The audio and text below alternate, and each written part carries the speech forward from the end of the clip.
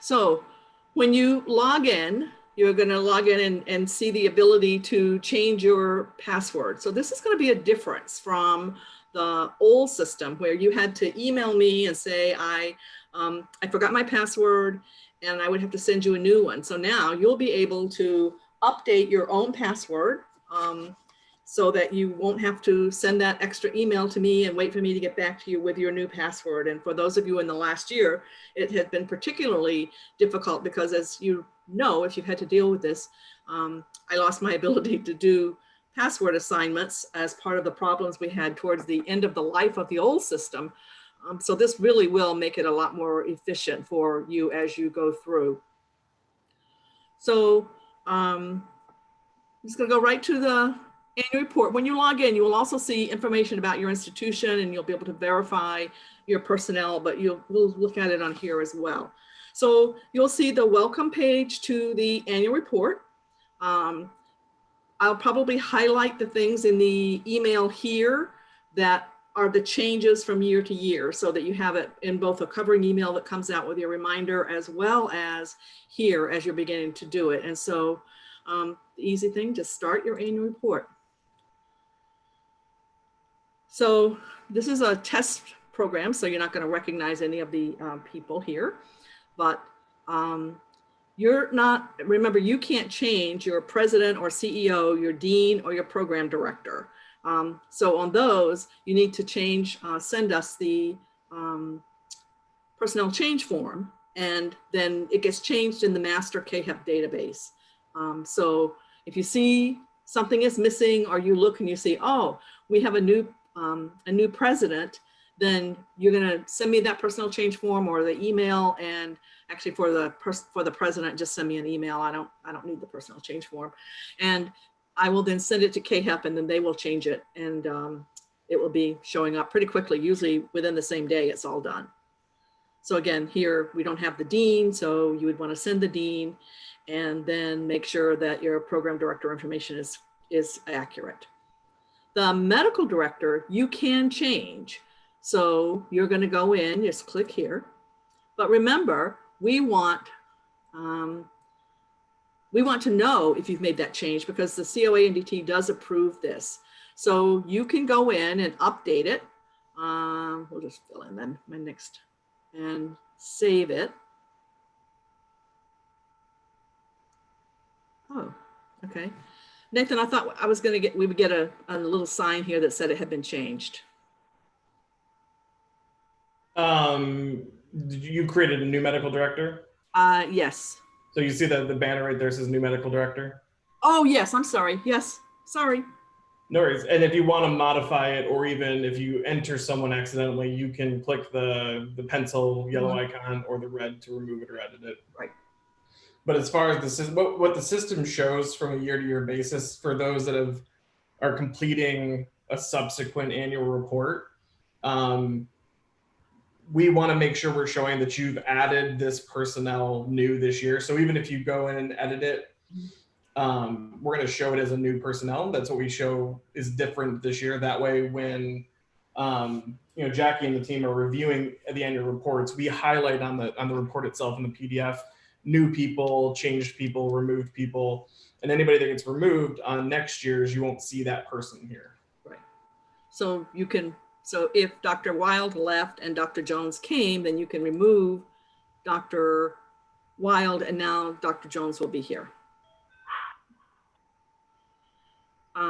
Here is the first thing that may be a little bit of a challenge. If you don't have a curriculum coordinator, you still need to click on it and do not applicable. So curriculum coordinator, NA. Because otherwise you're going to get an error message at the end of the page.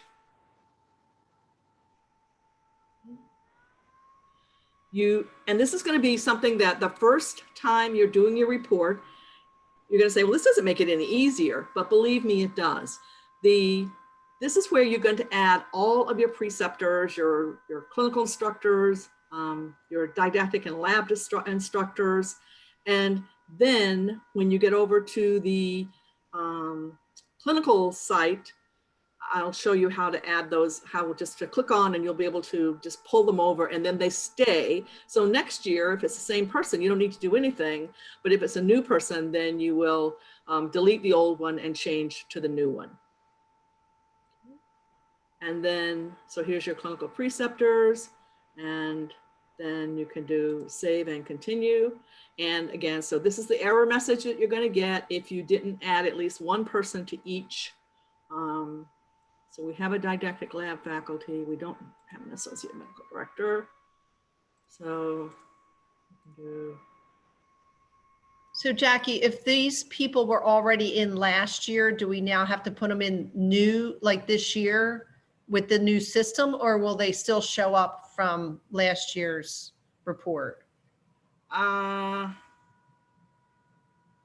not sure that they're going to carry over. Nathan, do you know if like the associate medical director, you're not probably going to carry over your clinical faculty, but do you know that? So, yeah, so generally personnel should carry over. One thing that's one of the big changes that was made with this annual report is with this new system is that the personnel types, their titles, are configurable per profession, right? So within CAAHEP, there are a number of different professions that use the same system. The old system didn't allow any kind of customization per profession for specific personnel types.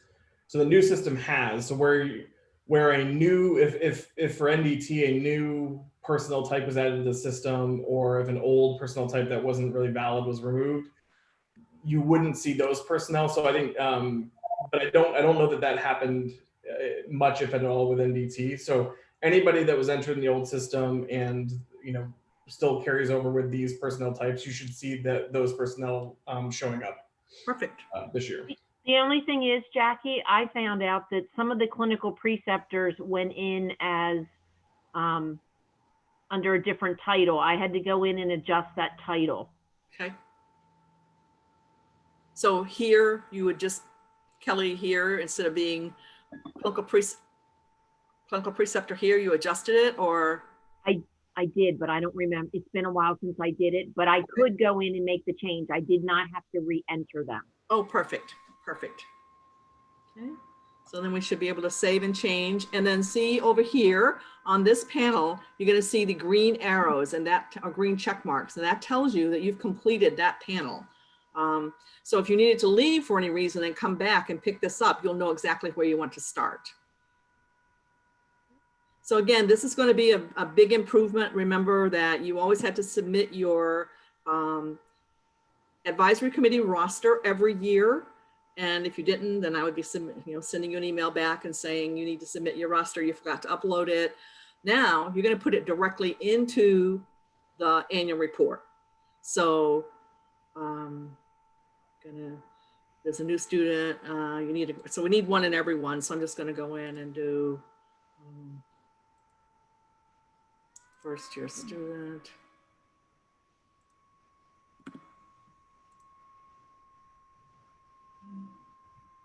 A graduate. Okay, so that's a graduate.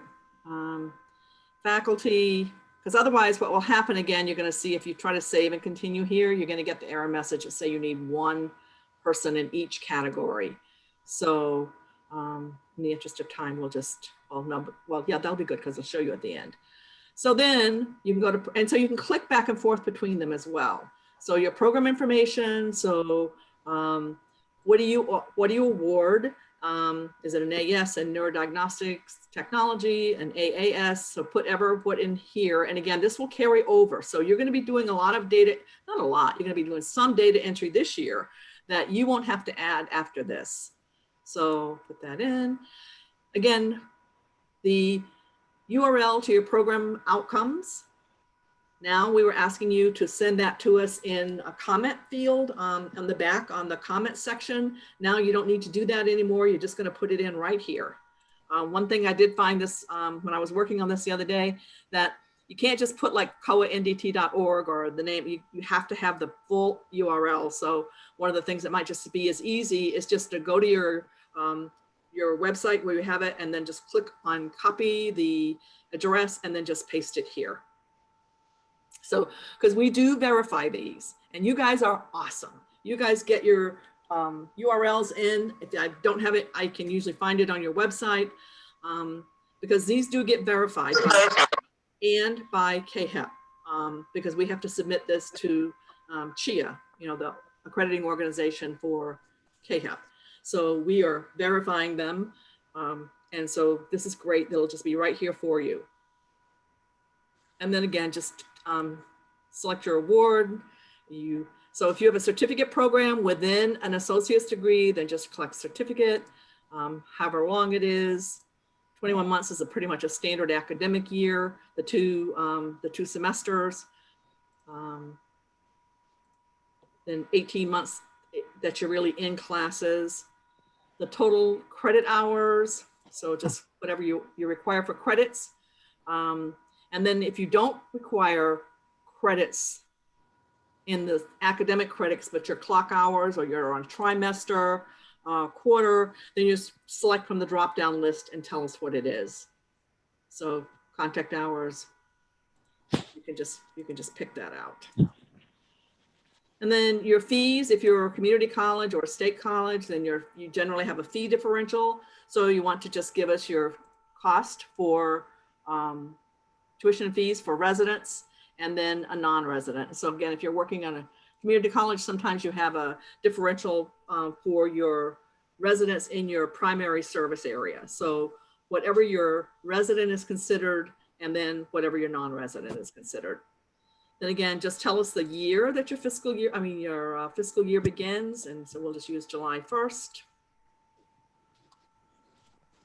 And then this is where we ask you to tell us whether you think you have enough money to achieve your program's goals and outcomes. If you say yes, it's fine. If you say no, we really don't, you click on no, and then the analysis and action plan box opens right up for you here.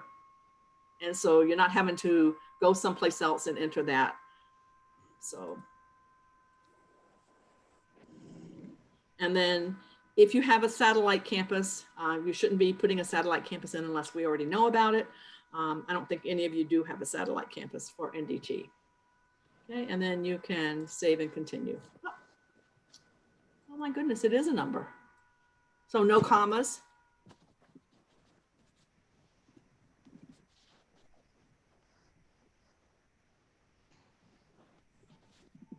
Okay, so no commas.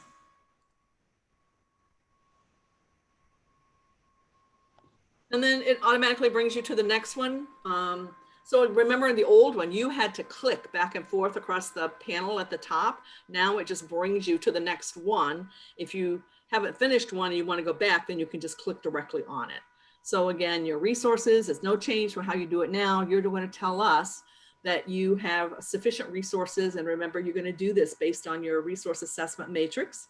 So if you click yes, then there's no issue. And then it says, have they changed over the past year? If you click yes, it automatically opens up a box for you to tell us what the changes were.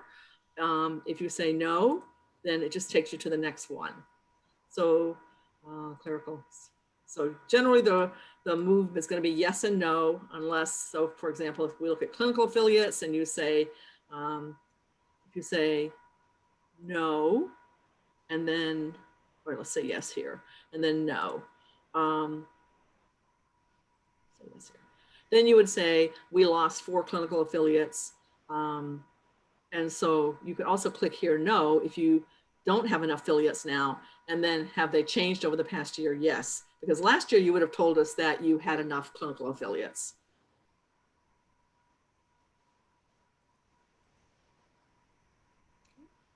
Same thing with computer resources, curriculum. So you just click on them.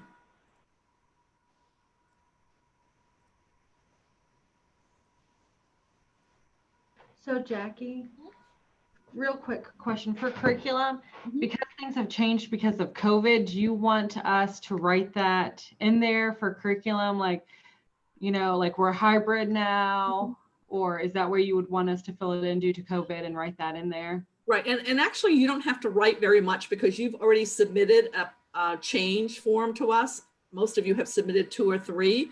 So you can just say here, see most recent change, substantive change form related to COVID, and then I will pull that and give it to your reviewer with this. So you don't have to rewrite that. I don't want you to have to do double work. Okay, thank you. Does that work for everyone? Okay, and then you're just going to do save and continue. Yeah. Jackie, Mhm. this is Margaret. I'm actually in my report. I know you said that I wasn't going to be able to see it, but I can see everything pretty much. But I don't see have these resources changed over the past year. Is that because it's IONM? No, it should be the same. Oh. Oh, what I meant when I said you're not going to see the specifics is on this one because I logged into IONM and not, I mean, I logged into NDT and not IONM. Okay, but I'm seeing everything except Okay. it's not exactly the same. Oh, well, all right. We'll sort that out another time. Okay. Thank you. I have a Good. question. Yes, go ahead. Is there a way of seeing your previous report if you want to look at your previous report as you're filling things out so you can remind yourself of what your action step was, what your plan was? How do you do that? Okay, so you can't see your old report the way it was submitted, but if you don't have a PDF of it, if you didn't save a PDF, just shoot me a quick email because I have it and I can send it back to you. Okay, I always used to save a copy of the report, but for some reason this past time, the system did not allow me to save a copy. So yes, that would be great if you All could right, send. I'll just go ahead and make a note now to send you. Thank you. That'd be wonderful. If anyone else needs them, just shoot me a quick email and I'll just send them back to you because we have all of your old reports. Okay, so I don't know what the question was because the internet froze, but I think it's the same question. So I did my annual report for 2020 in August Mhm. and wasn't able to generate a report. So can I get that, please? Or is there a way I can generate it? Because it was in ARMS. So you did not, this is Margaret or Jackie? This is Jackie, and Jackie. I did email you about it and said, hey, I can't click submit, it won't submit. And you said, yes, I know, because we're Okay. switching systems. Same thing Okay. happened with me. That's Right. exactly the same thing. Right, so if I did not download those now, Jason, can they do a PDF of that now from the new system?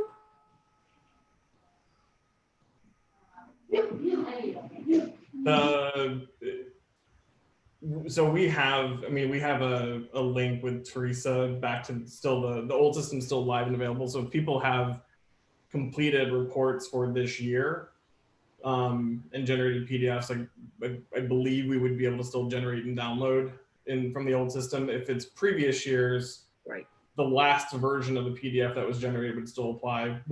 So what's a little difficult as you do annual reports in the new system, the old system didn't version reports from year to year, didn't version data. So if you start your report in the new system and try to go back and generate a PDF at that point, you would get the report in the old system would show some duplicate data. But if you've completed a report and you haven't started a report in this system, we should still be able to access and generate a PDF from the last report that was submitted. Okay, and I will check on anyone that we downloaded because my staff assistant was downloading reports on a fairly frequent basis. So we would have to go in and see if there was a change, and if there was, and we would download the report. So I will check that file and see what she put in there. And if not, then Jackie, I can go in because Teresa did tell me I'll have access to the old system for a short period of time. So I can go in and look and see. And Jackie, also for me. Yes, I have you down, Barbara. Thank Okay, you. thank you. Okay. And then again, the standards are the exact same, based on your knowledge, do you meet them? So you just check yes. And if you check no, then the box will open up. Oh, I thought it opened up in both places. All right.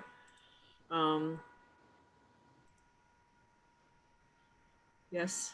So you'll see now that you don't put in your dates of your last 2 advisory committee meetings, but you're still going to submit your minutes for us. So I just click these. Yes, yes, yes. Because you think you are in compliance with everything to the best of your knowledge. And saving, and then you go to your, so this is going to be where a huge change occurs, and I think you're going to find out that it is very, very nice. So I only put 1 year in just for this presentation, but here's your drop down menu. As you can see, there's some old ones because this is an old test form that we had used before. So you pick them, and your newest one is always going to be on the top, which is very nice for you. And then you're going to see that remember the old enrollment and retention tab had that huge table that covered your entire screen. Now you're not going to see that. You're going to see generally going to be the last 5 or 6 because that's what I'm telling it to show you.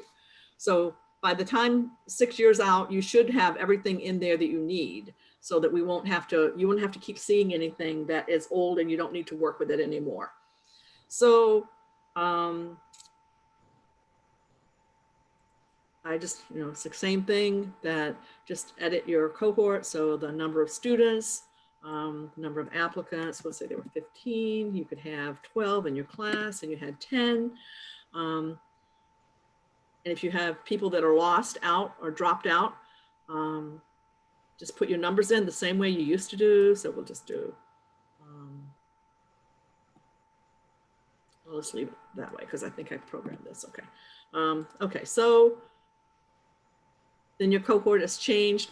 All of your outcomes now that relate to your cohorts are on this one page. So when you look at your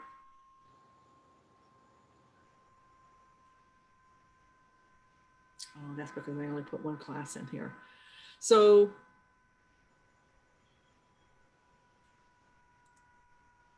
let's go back to this one.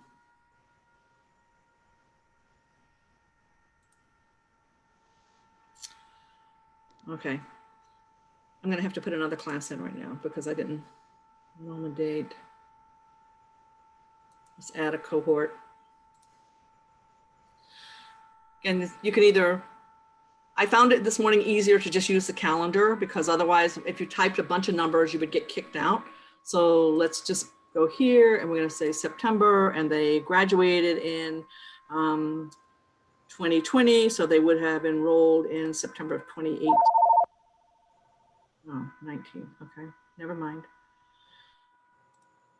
20.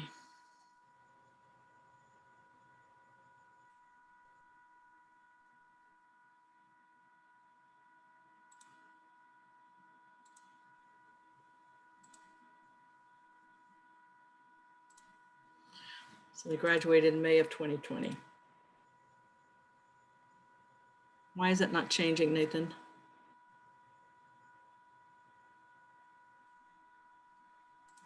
May. Okay, now it should change. Okay. So let's just fill in 15, 12, 10. Jackie, while you're doing that, I just want to remind everybody that it's a living document. So if you have students that return and then graduate, you can go back in and edit that, and then it'll update. And so you'll have accurate data as far as like retention or graduation rates. Graduate, so we had 10, 2, 3, 7.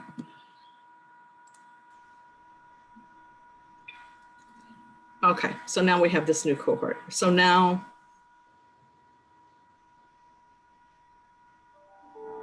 okay. Jackie, I have a question. When you added a cohort, I noticed it was not allowing you to add before 2019 on the calendar. What happens, because this particular annual reporting year, we might have 2018. How do we add 18 start date? I think that's probably something I need to go in and fix in the configuration. Although I thought I put in there for 6 years, so it should have gone back. But I will go in and fix that. Sure.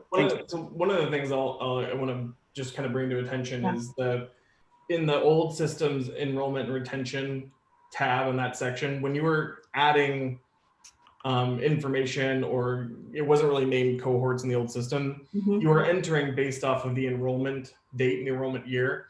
Everything now is keyed off of the graduation year.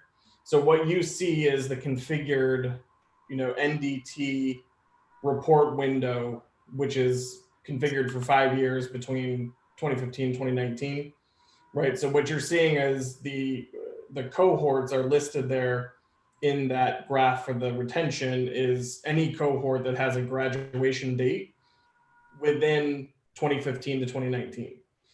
You are still able to add cohorts that are in progress or maybe graduating beyond 2019, like if you have 2020 cohorts you are entering, or beyond, or cohorts that have enrolled that you want to enter into the system.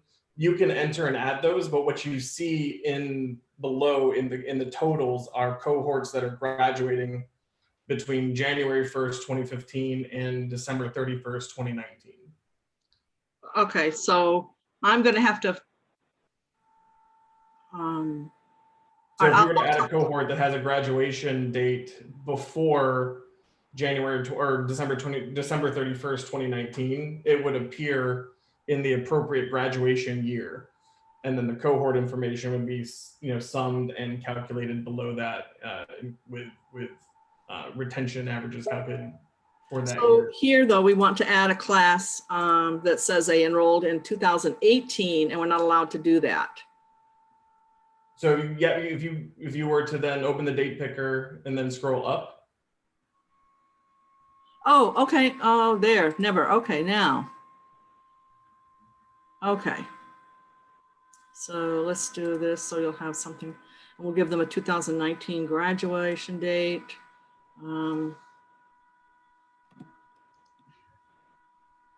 do it that way.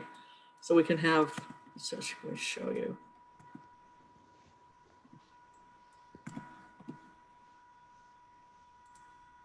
And just reminding you here that this number transferring is not people who dropped out from a previous year and are still in progress.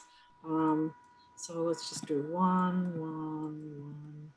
And then you have graduated in 2019, 7.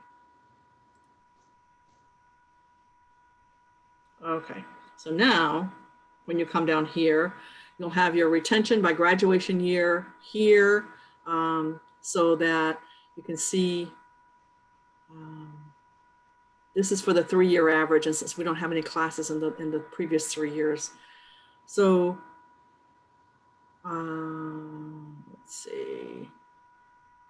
So again, this is where your positive placement, because this is an outcome related to the graduates. So you had 7 that were employed, and then you want to save and continue. Okay. Oh, okay. So this is going to, because of the 3-year, it's going to make us put in and out. Okay. And again, on yours, the dates will all be correct, so that you won't have to worry. They'll be all fixed by the time you start working on them.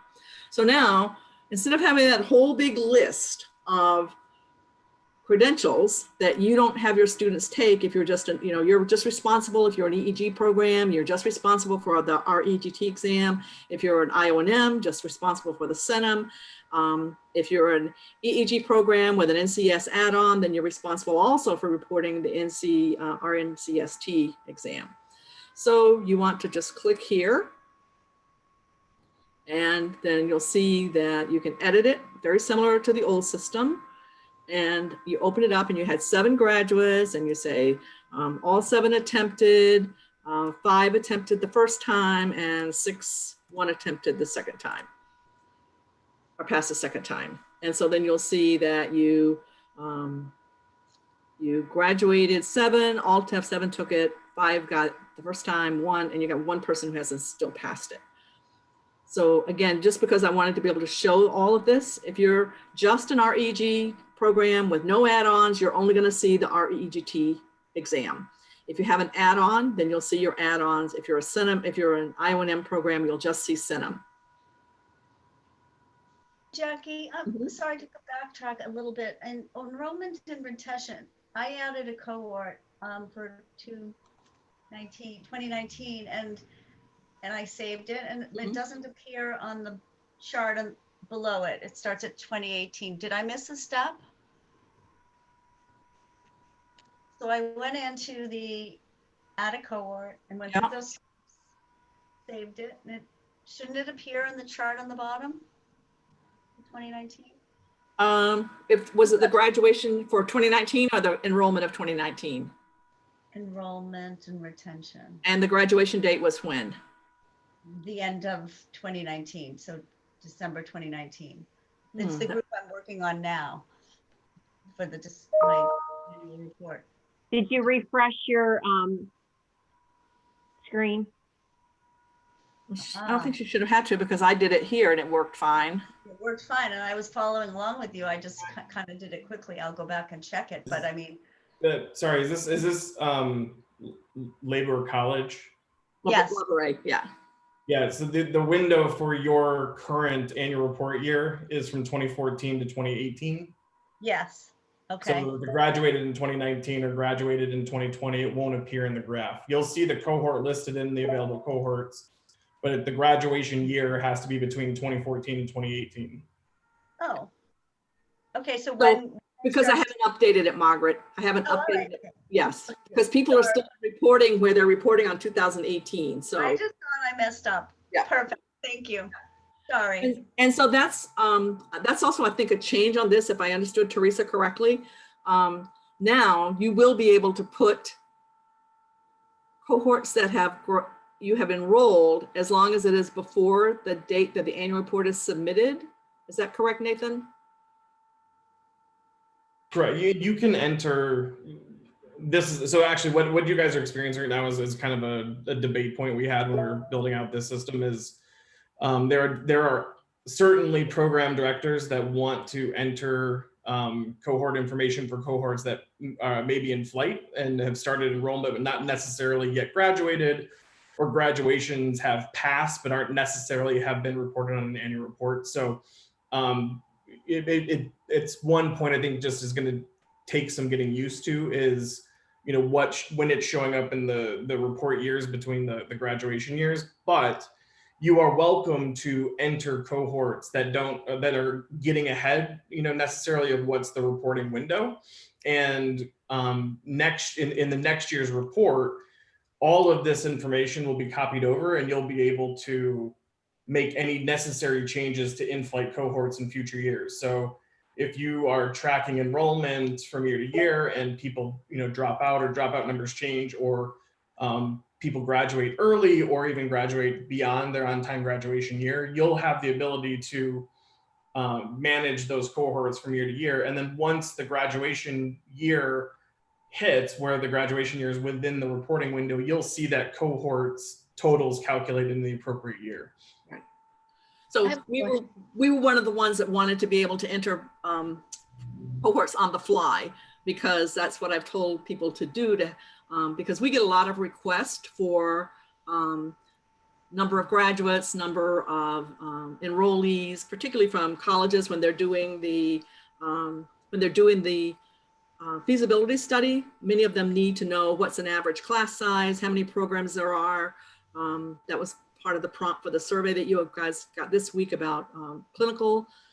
And so for me, when I was a program director, it was always easier if I could do it on the fly, because then if I realized, oh, Mary left and she's not coming back, so I can, she's not going to be back ever, so I can count her as an attrition. But John dropped out and he's coming back next year because he failed a class, then I leave him in my people in progress. And so it makes it a whole lot easier, I think, to keep up with your classes. And so we were a strong advocate for being able to add those classes on the cohorts on the fly. In progress. I have a quick question, Jackie. Mm-hmm. How do you handle it when you have students who receive the associate's degree in May of 2020, Mm-hmm. and then the bachelor's degree in December of 2020? Okay. I'm confused about how to handle that. Well, and let me think about that one a little bit, because normally it's based on your accreditation. Like I tell people that if you if you give a certificate and then people go on and get an associate's degree, put your cohorts in based on the certificate. Because that's what you're accountable for and that's the certificate is getting them into the exam. And so why don't we talk offline and let's figure out how you should do it? Because I just want you to do it consistently. Exactly. So maybe Exactly. Offline. Okay. Well, and you want your data, Barb, to be accurate. If they get Right. their associate's degree, but then don't go on for their bachelor's degree, you don't want to be penalized because for a higher attrition than what you actually have. Right. Exactly. Yeah, so I'm thinking you just want to put them in on the associate's degree because that's what gets them into the exams. But let's talk offline about that and just come up with a consistent way that you're going to do it. And Kelly makes an excellent point. If you put them in as bachelor's degree, then I think it's just going to be more complex. So we'll talk offline. Okay. Thank you. Okay. So again, on your credentialing exams, you're just going to enter what you have. And I think because we have them in here, we're probably going to have to put them in. So let's just go ahead and put.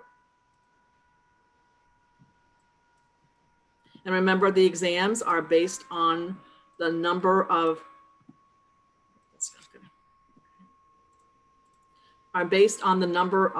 students that graduated and took it.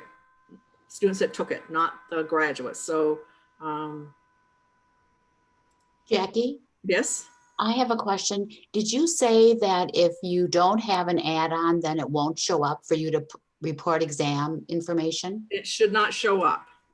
So if I have graduates that are now taking CNIM exam passing, but that's not my add-on, I don't have to enter that anywhere? No. Okay. I mean, you might want to keep it just for you, but you don't have to tell us. Okay. And if people take 2 exams, but one exam is in 1 year and another exam is another year, report those both. Yes. So if you had, let me just go back to here. So if you had, because like I'll have them take an exam, you know, and then wait a year or 2 and then take another exam. Right. They don't take them all the first year. Right. But again, if you have people for the registry exam, and so say this person, one person didn't pass it even on the second time, but now next year they take it and they pass it, you can come back and edit that because remember, you're on a 3-year rolling average. So you want your data to be as clean as possible to truly reflect your program. So you can come back and add it. So now you've accounted for all 7 of those graduates now. Jackie, I have a question on that same topic. So in our program is a certificate program, and our graduation year, we follow the Department of Education academic year, which is July 1st to June 30th. So when we report the students, the way we report is the cohort who graduates between July to June last year, instead January to December, we report them as a completion on that. So in given cases, what we will have is, let's say this year, I'm going to have students who graduated from July 1st, 2019 to June 2020, which I'm going to be reporting in December 2020 annual report.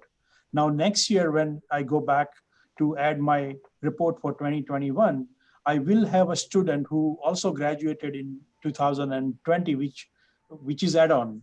So can you go back to that tab where you can add EEG number? I just want to show you something. Okay. Get your opinion. So the EEG here. Edit. Yeah. So as an example, if you see the 7 graduates up to 2019 here, right? Technically, those 7 is my last year graduates reported. Now, if I'm going on 2021, and then when I add the new cohort, I'm pretty sure this 7 would be another 7, which could be graduated on 2020 to 2021. So that will be 14 for me next year. No. So no. So how does that work? Like, because I see only calendar year here. Yes. Kelly, I think you have the same thing. Can you share? Yes, and it's because we report differently for the state, for ABHES, and for CAAHEP. Yeah. CAAHEP uses a calendar year. So whoever's or a cohort. So it's by cohort and it goes by their graduation date. So if they graduate in 2019, then that's going to go into your 2019 statistics. And they have to stay in that graduation year.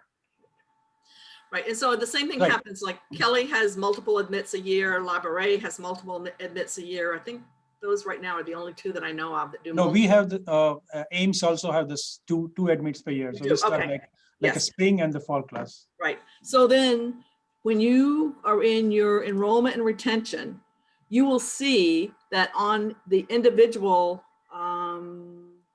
cohort, Correct. it will list. Okay, so this is this cohort only. Mhm.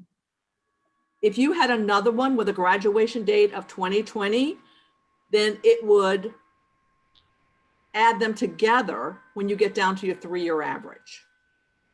So you enter the data separately by cohort, but it averages it through by year. Right. No, So that's I got where, that point. But my question was, so let's say I have 2 cohorts in 2019. right? The first cohort has 7 students. Yeah, And the other cohort says another cohort also have a 7 students. So technically it's going to show me 14 students in 2019 graduation year, mhm, correct? mhm. And now when I go to the credentialing information, the other 7's credentialing information has been already entered originally when I submitted that cohort last year. So now if I'm adding additional 7, which was graduated after I submitted the annual report, I'm going to be adding those information, correct? No, That's correct. it'll record individually by cohort, and then it automatically shows it by year. So Right. you'll still have to enter it individually for each cohort. Right. No, Kelly, I got that point, but like if you go to REG, can you click on edit, Jackie, here? Yes, Because yes. I don't see any option here by cohort. So No, it because only goes by year. So let's say if I have 7, which was reported last year. Now, if I'm going to be adding my students enrollment. Mhm. So once I enroll that, it's going to increase this graduate number from 7 to 14, because now I'm adding an additional 7 for 2019 graduates for another cohort. Right. So what will happen is for last year's report, say it was if you submitted a report that had 7 total graduates for the calendar year 2019, Mhm. and then you had a new cohort that also had a graduation year of 2019, in the next annual report, that will change from 7 to 14. It will. Yeah, that's what my question is, so out of 7, last year I had 7 attempted and 5 in first attempt, like in this number. Now the new number will be just 7. So let's say 7 attempted. Now I have another 7 attempting as of a new cohort. So I'm going to be making 7 plus 7, 14 here, right? No, because this graduate number will change to 14. Right. You're not tracking the graduates within credentialing exams per cohort or per report year. It's of those students that graduated in that year, if they attempted the exam and if they passed Right. In the first attempt or subsequent events. So similar thing will happen if you have a cohort where a student was still in progress or stopped out when the on-time graduation date year passes. You'll have an opportunity to enter, if they come back or complete the program in subsequent years after the graduation year. When you enter the year in which that student actually graduated, credentialing exams will also reflect that there was a graduate in that year. So it's the number of graduates is not tied to the cohorts themselves. It's literally tied to the count of students that have been indicated to graduate in a particular calendar year, which is when you look at the cohort information on enrollment and retention, that's why you see graduates by graduation year. Mhm. That's the number that will then get summed up across all cohorts and then used both in credentialing exams and as well as in the upcoming tab on survey worksheet, because that's where we'll have number of graduates as well. And then that's one of the reasons that I always delay extending the year for graduation until the annual reports are in, because you shouldn't run into that. But if you do, we'll figure out how to fix it. But because because I know that there are several programs now that do multiple admits a year, and they have multiple graduations a year. So if you graduate 5 from one in May and 8 from another in August, and then 10 from another in December, when it rolls up, it will give you the 23 graduates, not 5, 8, or 7. So Jackie, are you saying if they graduate in 2019 and they don't take the test until 2021, I go back into 2019 Mhm. and enter Yes, because that remember, year when they if you pass? open it up, okay, you see here, it's got the 5-year window because I've set it for 5 years. So it's got the 5-year window. So you could say, aha, if I had here, it'll say 2019, we say that 4 passed on the first time and 1 passed on the second time in 2019, then you have only accounted for 5 people here. So now it's 2020 and you're going back in and you say, Joe Blow, who graduated in 2019, took the exam again and passed it. So now he's a second attempt, and you just update it and it changes your average. Okay. Yes. So yes, so always go back. If you look and you see, that somebody from 2017 has now passed the exam, go back and change that, because if you're sitting right on the cusp of that threshold, having one more person can throw you over to the threshold, so that now you achieve it rather than being 1 or 2 points short, especially if you've got small classes. Okay. Oh, and that's a great thing. I think that will help us to maintain our ratio as well. So that's good. We can go back and change that. Right. And again, on your enrollment and retention, so let's see, we're going to edit this cohort. So if we looked and we said, okay, Joe failed a second semester or second term class, but when you meet with him, when you meet with him to give him the bad news that you have to drop out, he says, okay, but I really want to come back next year. So he's not gone. He's one of the ones that we're going to have in progress because we expect him to come back. So then next year he comes back and he graduates. You're going to go in, let's see, down below. So where do you put him? Yep, I'm going to show you. Okay. The key though is that, and it took me a long time to learn this, they always stay in their original cohort. Yes. So if they enrolled in September of 2019, but they didn't graduate till May of 2021, you have to go back to that original cohort and put them in. They don't go in a new cohort. Right. So we would say we don't show future graduate. So if in 2020 this student came back in 2021 and they're still showing like they would be in progress or stopped out. Right. When you do the 2021 annual report, there'll be an option to add a person that graduated within 2021. So that person would be added to that. We have a lot of validation on the calculations now, which the old system didn't have any validation. So you can, like, if anything were to calculate to negative numbers, or you got a count of students that doesn't match enrolled students, or something hasn't happened in the future, we try to keep it as confined as possible to avoid any kinds of calculations errors or having to have you guys have to come back and re-enter data. So in that, like I was saying, in that situation, there will be a 2021 graduation box available because that cohort had a student that was in progress or stopped out in subsequent years. So they could come back 10 years from now and you'll get an option to enter that person has graduated anytime between the enrollment year and when they actually graduated up to the current calendar year. Right. And so you'll never be getting an email from me again saying that you've got 200% employment or you've got negative numbers. So let's just show you what kind of, you'll get the same error. Edit cohort. So if we said, what if we said 3 people here? So now in progress, because you're negative on your in progress here. So it has to be greater than or equal to 0. And so that would tell you right then and there on that class, you've made an error. So it's not like, you know, all of a sudden, a couple of years later, you realize that you've got negative numbers because I've called you up and said, let's clean up your data in your annual report. Because I think if we fix your data, your outcomes will be fixed. So that would tell Right, you. but where do you put that person who's on leave of absence? Say? Okay, so that person who's on leave of absence, let's just go back and we say, okay, so he really failed a professional course, but he says, I'm coming back next year. And so you have every reason to believe he's coming back next year. So rather than putting him in as attrition, you're going to just leave him in, and now he's going to be in progress.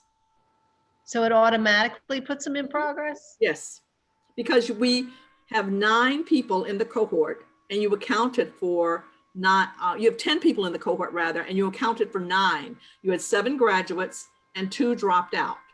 Okay. So now you have 1 person who's still there because Okay. you believe he's coming back next year. Okay. So now next year, if he doesn't come back, and depending on what your policy is at your program or your college about people when they lose their matriculation status or when they are allowed to come back, like for example, at our school, you could come back within 2 years. And so students after that would have to, potentially would have to start all over again. But whatever your policy is about people that drop out and come back, you can keep them in that in progress as long as they're within that policy. Okay. So your college may say, if they don't finish, you may have a college policy that says for anything that has skills, if they don't come back in, within 3 years after they leave, they can't come back. They have to start over again. Or you may say they can come back, but they have to demonstrate that they still know the skills. They've maintained those clinical skills for however reason they've done it. Yeah. So you always are accounting for them in the in progress or stopped out. So if it gets to be 5 years out and you still are carrying, you know, Mary in this group, then you'd want to stop and think, am I really going to ever see her again? And then you might go in and change that. And that's why, you know, I show you that little table in your little booklet that says, keep track of them so you know. And you say, okay, Mary left because she failed, you know, NDT 2, she never came back. So now, now we're going to count her as attrition due to professional courses. Right, because sometimes they're not leaving because of academic reasons. They may decide they don't like the program anymore. Right, so they're gone. Yeah, so you're going to, you know what I mean? Yeah. Or, you know, or they're on a leave of absence for medical reasons or whatever. So it doesn't really, it just seems, I guess that would be under the non-academic reason. Right, right. So Okay. if they say, if you said, oh, this is just not for me, excuse me, then that would be non-academic Right. reasons. You know, my husband worked at the local auto manufacturing plant and it just closed. We've got to move to find another, so he can find another job. So you can, anything that's non-academic, put in the attrition due to non-academic reasons. So you go back in then, if you had carried somebody for a couple of years as an in progress and then they decided they're never coming back, right? You go back into the original year they were in and then fix it. Right. Okay. Right. Okay. Now your survey worksheets, again, this is going to be a change for you. So your graduates, so just click here to edit it. So you sent 7 graduate surveys and 5 were returned, and you sent 7 employers and 4 were returned. And so now, remember how you used to have to count and do every single, this is a change and I keep, oh no, it is right, okay. So now you are going to give the responses. So now you just want to do edit here and greater than 3. We don't care how many 5s, 4s, and 3s. So you have 5 that were returned and you had 4 that were greater than 5 and you had 1 not applicable. So now you've accounted for all 5 of them.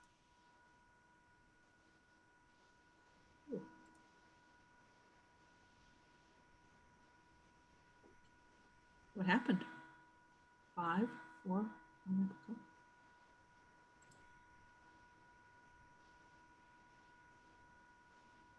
Why am I getting that, Nathan? Oh, because Yep. I didn't You do have to all of them. answer all of them. I got to answer all of them. Yes. Okay. Thank you. So you don't care anymore if it's a 1 or a 2, you're saying? Well, no, we do care if it's a 1 or a 2. We don't care if it's a 5, 4, or 3. We just want to know how many were. Oh, yes, that's right. We're not having you put in the 1s and 2s. Yes. Yep. It's Because- another implied number. The greater than or equal to the 3 is the cut score. Mhm. And so we care what's at or above the cut score, what was NA or omitted, and then the assumption is anything else from the number of returned responses would be the 1 or the 2. So here, if we put 2 in, then that would tell you that you need analysis and action plan because you had one person that didn't do a 3 or above. Okay. Okay. So that's a good thing because now you don't have to sit there with your chart and go through. I got to fix that because otherwise it won't let me save it. You won't have to go. Right, but what if you had like everybody answered a 5, one person answers a 1 because they don't understand the question? Mhm. You know what I mean? Then you're going to do an action plan. What you would anyway. You would in the current But system. I as well. didn't you like take the average of all of them or something? I only did one, so I'm trying to remember how I did. But wasn't it like an average of all the ones that came back, or is that what we're doing here? We're doing the average. There's a threshold, so if it's you don't have to get a perfect 5. Right. Oh, it's all. I see what you're saying. Never mind. I got it. And then the same thing with your psychomotor and your affective. Just click on them, go in, and then just. This is Jackie. This is probably a good section to highlight the save buttons down below as well. Oh yes. Just because this is a much larger data entry tab than a lot of the other ones. The save button will allow you to save your progress wherever you are without having to complete the tab entirely. But if you want to save and move on and mark the tab as completed, that's when the validation will come into play. It's a good So idea. you don't feel like you have to complete the entire tab. And this goes for any tab that offers the save option in addition to the save and continue. Right. You can And save then if you progress and then and you just won't get the check mark until you save and continue and pass validation. Right. So again, if you needed to leave for some reason, when you come back, you could look and you could say, oh, I still need to do something with the advisory committee. I need to do something with the survey. Oh, I didn't get to demographics. So it's really nice for you to be able to know exactly where you left off. Yeah, and then the one thing I would say is that to take into account from kind of an order of operations, the graduate counts that show on credentialing exams and survey worksheet and demographics are based off of the enrollment and retention graduate calculations. So you probably would run into an issue if you tried to complete those out of order. But once you complete enrollment and retention, get your graduate counts, complete positive placement, and get your employed graduate counts, between those two, you should then have the information that you need to complete credentialing exam, survey worksheet, and demographics in whichever order. So enrollment and retention is kind of the linchpin to get the numbers that carry through the rest of the report. Right, and that's kind of the same way it is now that you needed that enrollment, retention, and because that's where the graduation. So those numbers carried over, and you couldn't edit those. So if you tried to do the demographics before you did the enrollment and retention, the graduates wouldn't carry here and you wouldn't be able to edit it. So again, we're asking for this. It's voluntary. Some of your programs, most of you do it. Thank you. And only because, the whole notion of access is becoming more important and being featured much more. And so this allows us to give data about how many males, how many females. So you can fill this out. If your college has rules about small numbers, they say if you have less than 5, for example, I worked with one college that they graduated less than 5, so they weren't allowed to give us anything on outcomes. And we said, well, no, you have to give us the outcomes. And they were also picking up on the demographics and said, no, you don't have to tell us anything about demographics. If your college says no, that's fine, but you still have to tell us about your outcomes.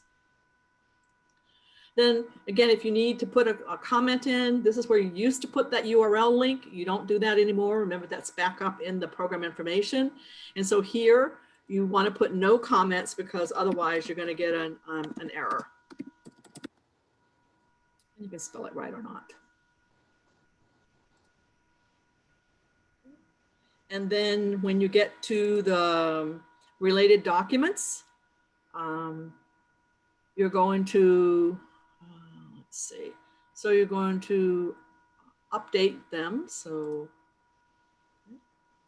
now you want to say, what is the new document that you want to put in?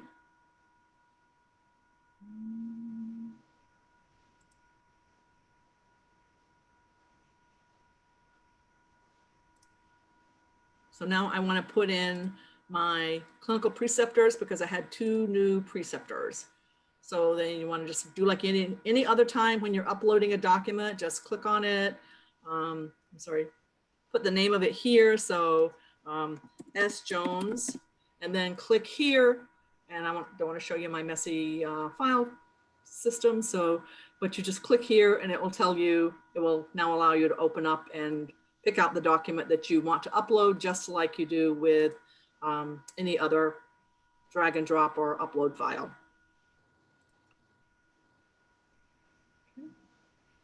And then, since I didn't upload it, it didn't. And then, so now it says I have uploaded all the required and appropriate documents. So remember, for us, we want the advisory committee minutes. We want any preceptors that you need to add. If you don't have anyone, then you don't need to do that one, and your resource assessment matrix. So now it's telling you, oh, Nathan, I didn't think the demographics were required, so that wouldn't show up. Well, you still have to complete the tab. If the tab's showing on the annual report, Okay. then you still have to submit it. So I can't leave this blank because my college says I can't submit this information? So if the tab is showing on the annual report, in order for it to be submitted, right? That currently those are the rules of the system. So we could talk with Teresa and work through possibly making tabs available but not required. But I guess the question, I think that's a change from the old system. Is if you skip a tab and submit your report, it's kind of at the COA's discretion to determine if it's a completed report or not. Okay. So how many people on the call would not be able to submit demographics? Do you know if your college has an issue with you doing that? I only know of one person in the past that has called me about that.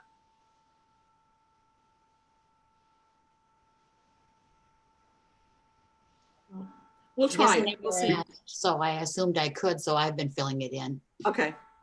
We could, I mean, one thing we could look at, Jackie, and talk to Teresa as well, is we could make a tweak to demographics specifically and have similar to a couple of their tabs, have a checkbox that states something along the lines of, I'm unable to submit this information, but then that could constitute kind of a completed tab at that point. We can do some stuff to make it so that something could be, explicit. What we're trying to balance here for everybody on the call is validation that ensures completeness and acknowledging that versus just it's a large report and accidentally skipping things. So we could add something that just makes it very deliberate, that says I recognize that I'm not entering any information and skipping this, and acknowledging that I'm allowed to do so, or whatever the terminology would be, and then that would allow you to complete the tab and skip it and move forward, and then the system would just count that as a completed tab, so you could submit the report when it's completed. That's a good idea. I'm just going to throw names in here just because I want to be able to show you how to submit it.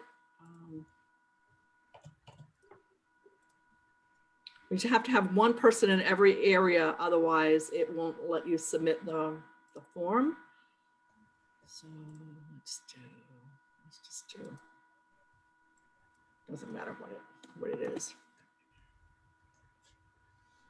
Just put something in there.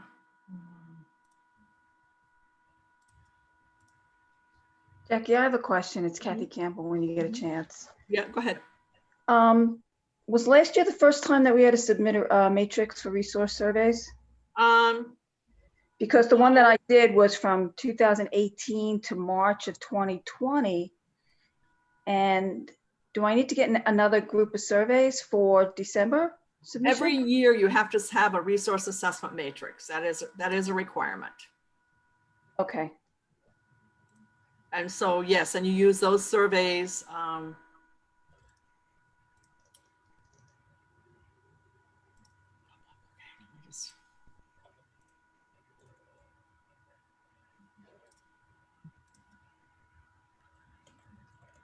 Okay, so now we've got it in there. So everybody, so we should be able, so now our advisory committee gets checked off. So now the only thing that we don't have checked off completely is a survey worksheet. And I guess I'm gonna have to do, I actually had done one of these before, and then I ran into some issues when Kelly and I were reviewing it. And so I said, okay, I need to just redo one. So let's just do. Jackie, somebody else had a question while you're doing that. Yep. So they asked if transferring or if, so does the transferee joining after the enrollment date the same as students who have dropped out? No. So if they've dropped out, you want to keep them always in that original enrollment cohort. But say you have a student who comes to you and says, I completed the first year at local community college. I want to transfer into your second year. You evaluate their, I'm losing something here. You evaluate their transcript and the course descriptions, and you say, okay, you've had everything we teach in our first year. You can come in and you can start in our second year. That's a person who gets added to that cohort, not somebody who failed out and then comes back.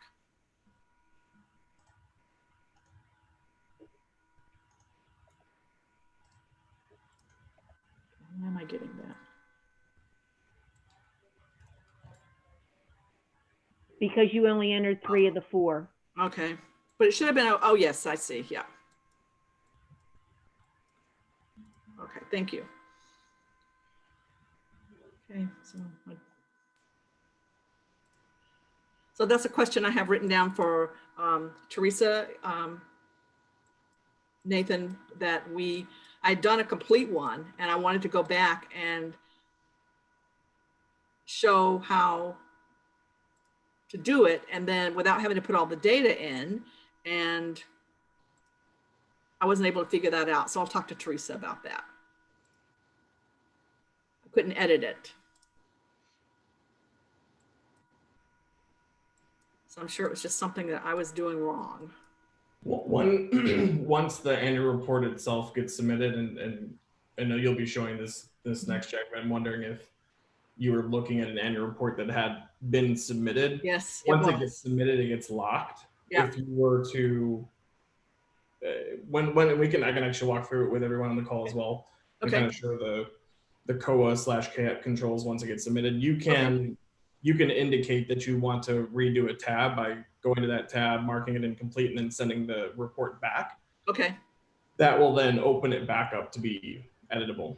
Okay. So that is also something that's good, that now instead of getting an email from me saying, you know, I've completed the technical review and you have these things that appear to be errors, you'll get it because I'm going to send your report back to you. So, okay, so now we've submitted it and here's the preview. So just like the one now, you can, so there's your annual report. The PDF looks quite different as well. It's much more user-friendly. So you'll be able to save this just as you could save it now.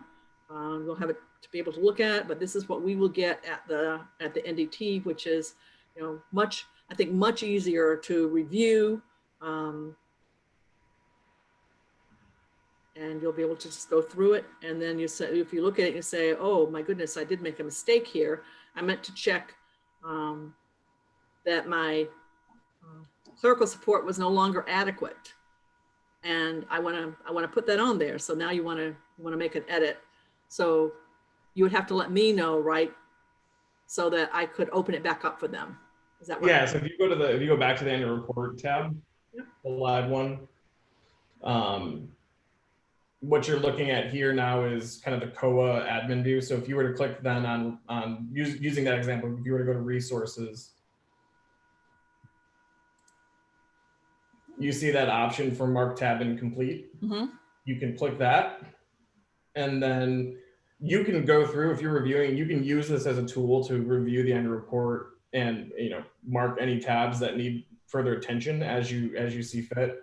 But then if you go down to finish and submit again from the navigation on the left there, Oh yeah. you'll have an option now to send back annual report.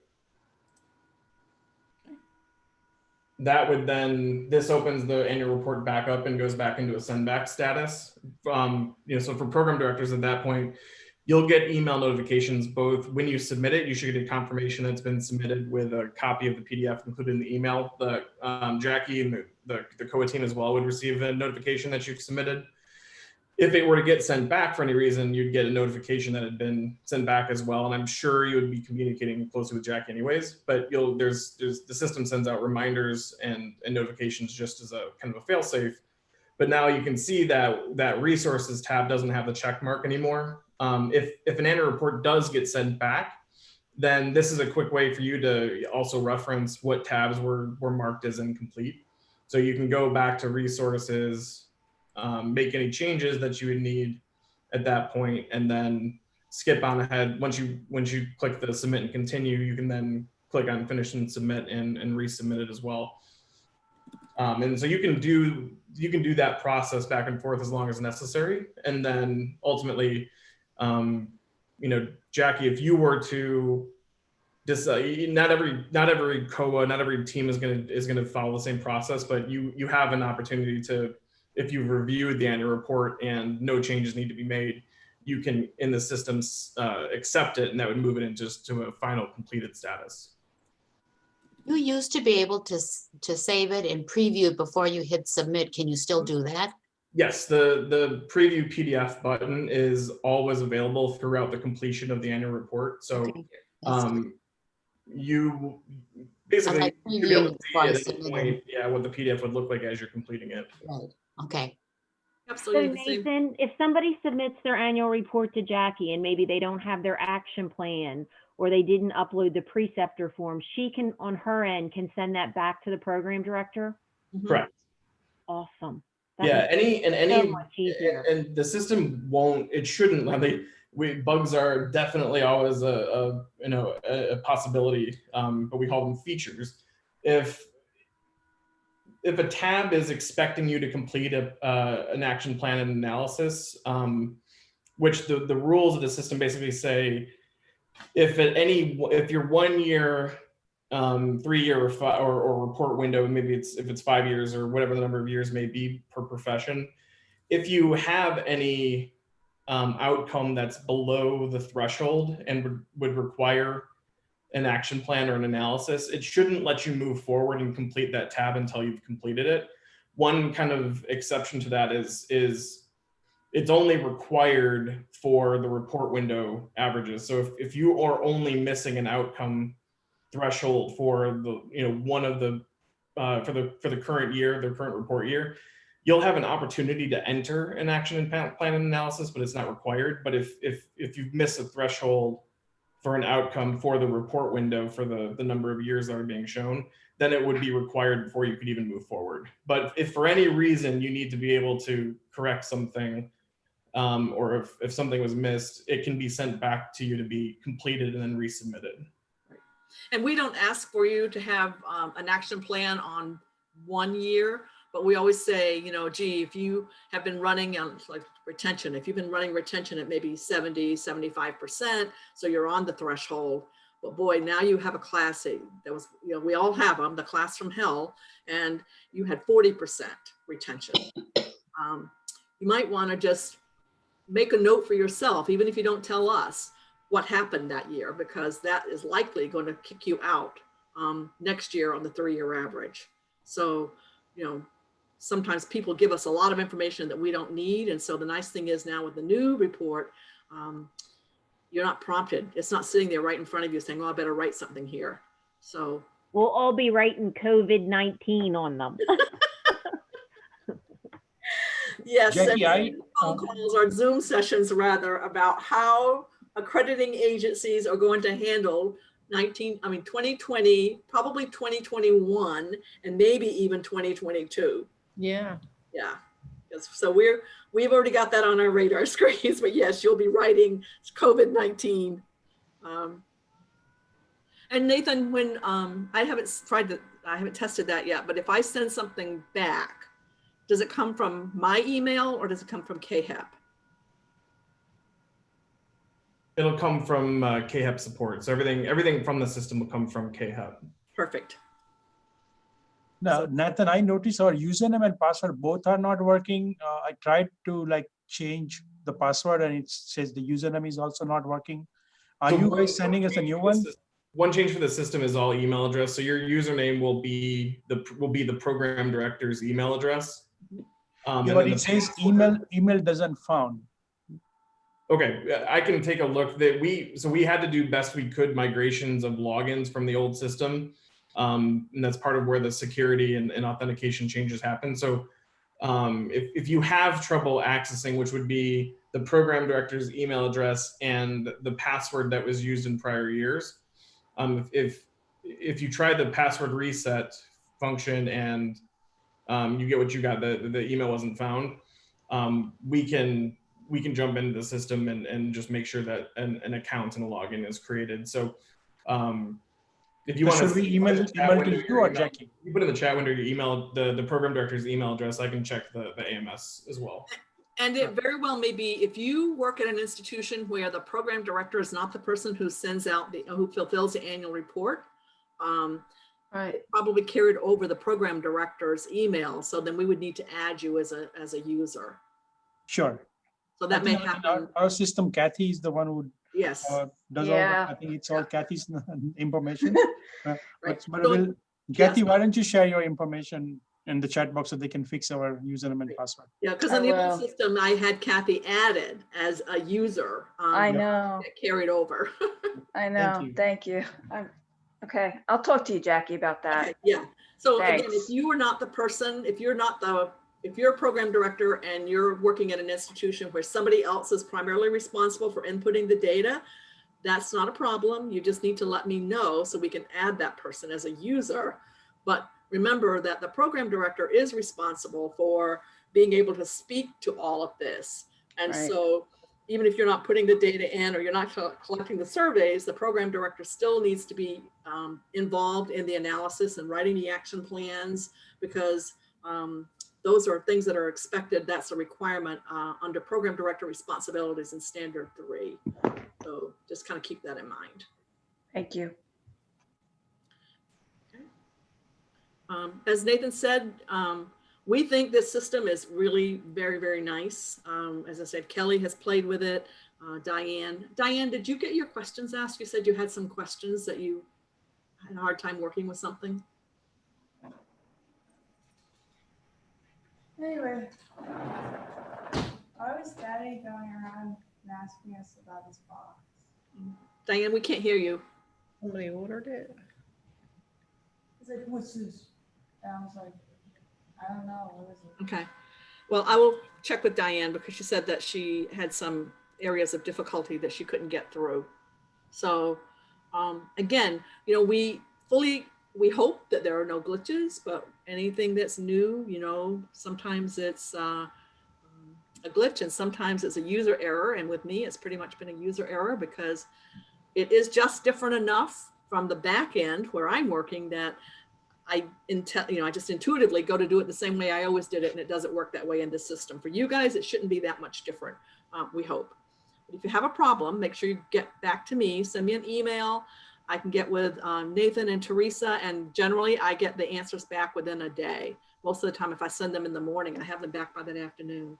So we'll just work through this together, and hopefully you'll find it as user-friendly as I think you will. Hey, Jackie, it's Vicky Sexton. I actually need an email address, my email address to be put in because I last year had to use the previous program directors. It should be in now because you're listed as the program director. I know, but I looked at it and it says no login found with this email address applied. Okay, send me that in an email so we'll get you added, but that should have carried over. Yeah, I think because I had to log in under the previous program director's email and password and stuff to get in. So. Okay. But Nathan, it carries over now. Like when we make a program director change, the new program director's email will automatically carry over, right? And that person should be able to log in. Yeah, I mean, we'd have to look on a case-by-case basis if people are unable to access in terms of what was migrated over. But if you were added as a program director, since the changeover, any changes going forward, logins get managed automatically. So we'll just have to take a look. If you're if your email address is not coming up as having a found email to send a password reset, we'll just send them over. We'll take a look, and correcting it and getting an account created will happen very quickly. The system will send out a welcome email now that it's live with any tweaks we make. So if we correct anything, you'll get a login with a welcome email right away to be able to log in and access. It only takes a couple seconds. And I know that there are a couple of people that were using the previous program director's login information. So if it was, as we ran into the issue last year with me losing my ability to assign users and passwords and having to send them all to Teresa, it was just part of the workaround. If you knew how to get into the system, we probably didn't make the change because it was a big burden to constantly be sending out, because Teresa was having to make all the changes last year because all of us that were administrators couldn't make the changes from the COAs. So I think that was probably part of the workaround that I did, that if you had it and you were able to get in, I said, just keep it going because I knew that this new system was coming. Right. One thing that can be tricky too, just for example, I'm looking in the chat windows, and so like Jordan Rusk, the email that's in for the program director is ndt@alvincollege.edu. Oh. And so we can make corrections if we want to change, as we said, just send over what the login should be. But I think that's why, for jrusk@alvincollege.edu, Jordan, you wouldn't see, you're not seeing your email address because it was entered in as ndt@alvincollege.edu. So there may be, as Jackie was saying, there were a lot of different workarounds and tweaks to manage and control access in the old system. So there's just going to be a period of kind of cleanup and synchronization to get all these working. But just kind of keep in mind that once everything is clean and you make sure that everything is working and clean, next year is going to be so much easier because so much stuff is going to carry over and you'll only have to indicate changes. You won't have to put all this stuff in again that you had to put in. So I think you're going to really be happy with that. So you're saying we can start now using this? Yes, you can. Okay. Yes. Yeah, you won't see your 2020 graduates yet data because we have one group of programs still to submit their 2020 annual report. And I don't want to have to change that 3-year window. So but we could start updating the other information. Absolutely. Anything Okay. other than your, I think anything other than your 2020 graduates, I think. You should be able to put it in. You should be able to put in your cohort that enrolled in September of 2020 and is going to graduate in 21 or 22. You should be able to put them in. You just won't see them on the graduate tab yet. Okay. Jackie, it's due December 1st, right? Is that going to be like that every year then? No, you'll go back to, November? Yes. Oh. Yeah. I mean, we'll talk about that at the, at the board, because I think this is going to be so much cleaner that we may be able to do something different. But that, as far as we know now, unless you hear differently from me, rather, your annual report for next year would go back to your original date. Okay, great. Thank you. And I'll send you all guys all a reminder, because I know that this year, because of the old system and the glitches we ran into, we ended up having to do some changes. Most everybody's got extended for at least 1 or 2 months because of just the difficulties we were having with the system. Just a quick, I have 4 people. I have Heidi Hartle, Jordan Russ, Christy Fox, and Melissa Struing, and Jan Buss. Is there anybody else that's username and password doesn't work? Mine, Vicky. Vicky, oh, okay, sorry, Vicky. I have you too. There we go. Oh, Jan, I'm surprised yours didn't transfer over. You've been doing it forever.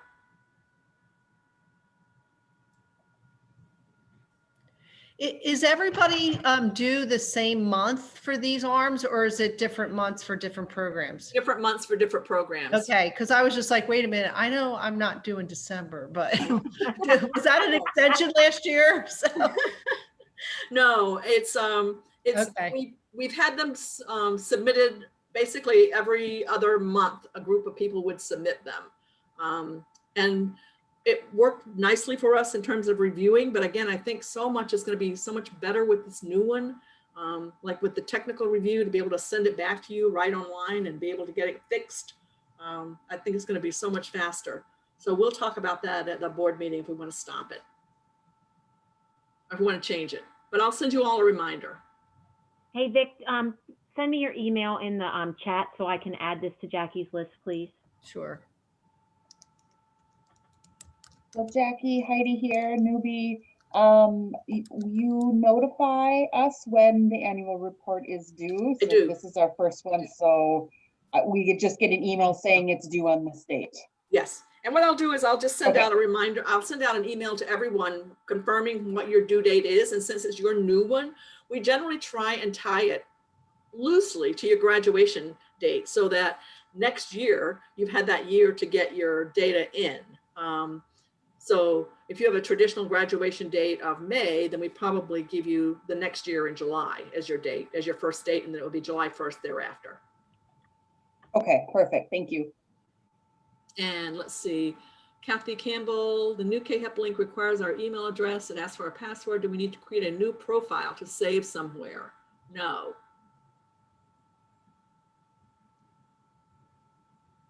You don't, right, Nathan? Correct. Okay. Clive, yours didn't work either? I'm sorry? Clive's didn't work either, so Oh my goodness. I'm making a list for you, Jackie. I have them all. Yes. Like, well, I know by Vicky, but Clive, you've been doing it a long time, so you should be working. I've always used a different username. I've never used the email. Oh, okay. But Right. okay. But your email didn't work when you put that in. No. Well, it should have, but that's all right. It didn't. Yeah, because we used to assign individual usernames, which were not related to your email address, only your email address was already in the system. But that's okay, we'll fix it.